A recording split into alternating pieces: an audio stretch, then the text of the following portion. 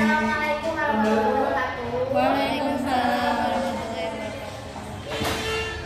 Jadi di sini kita akan mempresentasikan makalah tentang pendekatan hukum normatif dalam pendekatan konseptual. Sebelum itu, apa sih yang dimaksud dengan penelitian hukum normatif tersebut gitu? Penelitian hukum normatif adalah penelitian yang dilakukan dengan mengkaji hukum sebagai norma atau kaidah yang berlaku dalam masyarakat atau tertuang dalam peraturan perundang-undangan. Nah, di penelitian ini bertujuan untuk menemukan prinsip-prinsip hukum, doktrin hukum, serta membentuk kerangka berpikir yang sesuai dengan nilai dan asas hukum.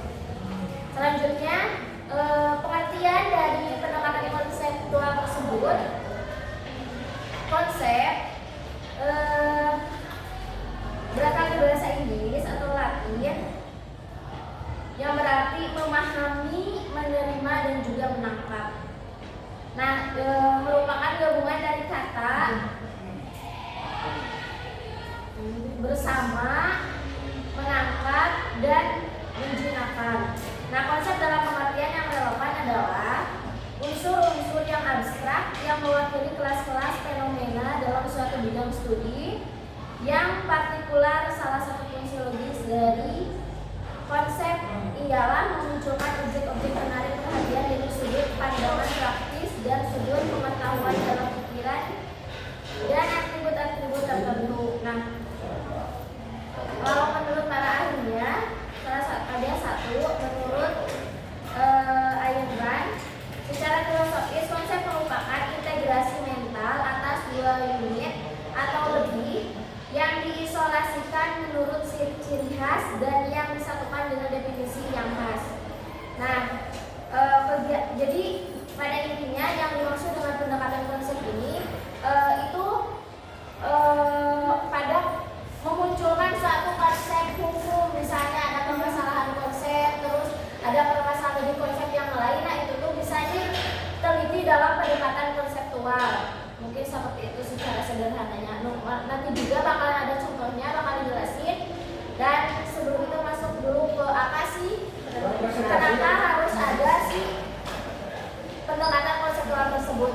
Salah satunya akan dijelaskan oleh teman saya. Nah, peran pendekatan konseptual yang pertama, memperdalam pemahaman hukum. Dengan memahami konsep-konsep dasar hukum, penelitian dapat lebih mendalam dan tidak terjebak pada penafsiran tekstual semata. Nah, yang kedua, membentuk argumentasi hukum yang kuat. Pendekatan konseptual membantu peneliti membangun logika hukum yang berbasis pada asas dan prinsip, sehingga argumen hukum yang dibentuk lebih kokoh. Nah, yang ketiga, mengisi kekosongan hukum. Dalam praktek, seringkali terdapat kekosongan hukum dengan pendekatan konseptual. Penelitian dapat menawarkan solusi berdasarkan prinsip dan asas hukum. Yang keempat, mendorong pengembangan ilmu hukum. Pendekatan konseptual membuka peluang bagi pengembangan konsep hukum baru yang relevan dengan dinamika masyarakat. Nah, yang selanjutnya contoh penerapannya dalam penelitian hukum akan dijelaskan oleh teman saya. Baik. Lanjut contoh penerapannya dalam penelitian hukum. Konsep hukum tentang matinya seseorang apabila ia tidak bernapas. Itu untuk hukum. Lalu tegasnya apabila ia telah berhenti bernapas, maka dipastikan dengan berhentinya nadi dan jantung berdenyut. Konsep hukum tentang kematian berbeda dengan konsep kematian dalam ilmu kedokteran yang diajarkan pada fakultas kedokteran. Nah, dalam ilmu kedokteran, seseorang dinyatakan mati apabila batang otak telah berhenti berfungsi. Jadi dengan bantuan alat-alat kedokteran, seseorang yang batang otaknya telah berhenti bekerja masih tetap dapat bernapas